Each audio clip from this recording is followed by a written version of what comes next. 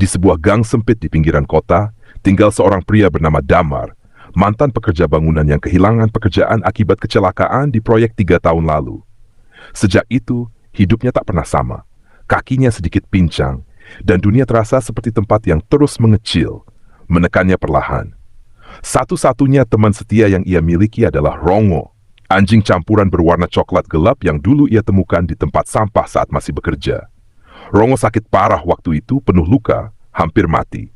Tapi Damar merawatnya, memberi makan walau dirinya kadang tak makan, menghangatkannya saat malam, dan mengajaknya bicara di saat dunia terasa membisu. Namun hidup makin keras. Warung tempat biasa ia berutang sudah menolak. Listrik di rumah kontrakannya diputus. Dan malam itu, Damar hanya punya 2 bungkus mie instan yang sudah kedaluarsa. Dengan berat hati, ia memasang tulisan di pinggir jalan. Dijual, anjing jinak dan pintar. Butuh uang untuk makan. Tolong rawat dia dengan baik. Air matanya tak terbendung saat seorang pria berharta datang membawa mobil. Pria itu tertarik pada Rongo. Setelah beberapa pertanyaan singkat dan tawar-menawar yang tidak peduli pada perasaan, pria itu menyerahkan uang tunai, Rp300.000, dan menarik tali Rongo. Rongo menyalak lirih, menoleh berkali-kali ke arah Damar. Tapi Damar hanya menunduk dan berkata pelan, "Maaf ya nak, Bapak cuma mau kamu tetap hidup." Hari-hari berikutnya bagai neraka. Uang itu habis dalam seminggu. Damar tak bisa tidur, karena di rumahnya terasa hampa tanpa suara cakaran kuku kecil Rongo atau togonggongan pelan saat pagi.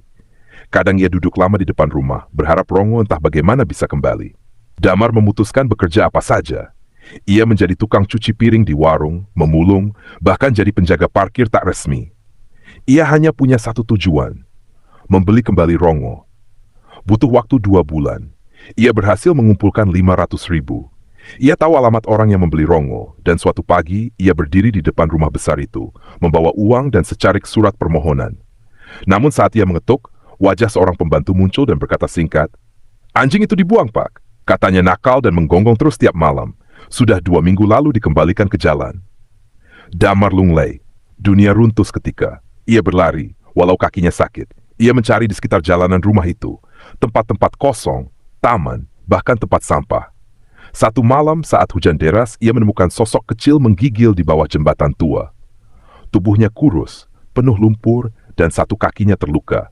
Damar langsung memeluknya, tak peduli hujan, tak peduli bajunya basah. Ia menangis keras sambil berkata, "Maaf nak, maaf. Bapak janji nggak akan ninggalin kamu lagi. Sekalipun harus kelaparan, kita kelaparan bareng." Rongo hanya mengibas pelan ekornya, menjilat pipi Damar dengan lemah. Kini Damar masih